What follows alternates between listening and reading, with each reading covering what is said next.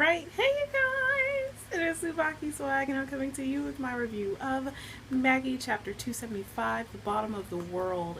And this chapter, Judar gets on my last nerve.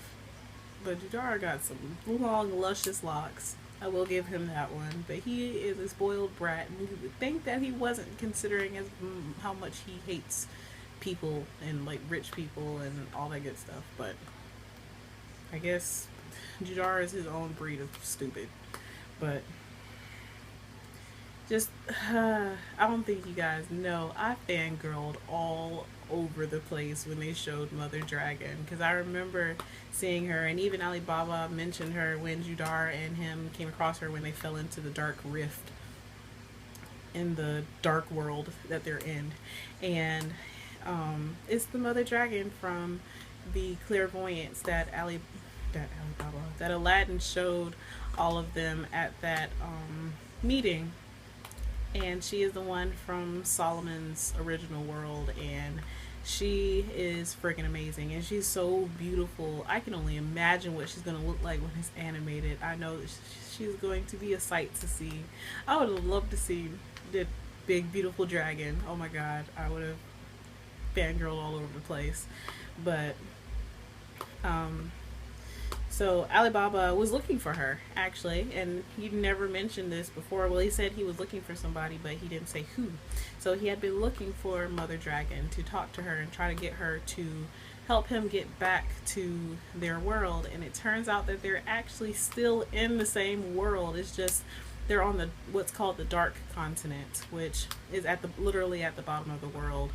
And I think they're in the black spot on the continent, where everything is dark and there's no light that gets through. And I mean, if their world is not like the Earth's, and like, you know how the Earth is tilted, or the axes are tilted, so like during like 6 months out of the year one of the poles is dark and the other one is light, and vice versa, then it's a possibility that that part of their world never sees any light, which would explain why it's always dark there and no light gets through or anything like that. But Mother Dragon was talking to Alibaba, and she was like, your life force is so young, but you have pretty much, she said, he has the mentality of an old hermit. And Alibaba at this point said that at one point, before he got to the Dark Continent, all that was left of him was his consciousness, and he was just floating there with his consciousness, so for what felt like 100 years. So Alibaba has gained a lot of wisdom in that time when he was away from his body and his new clay body that he has.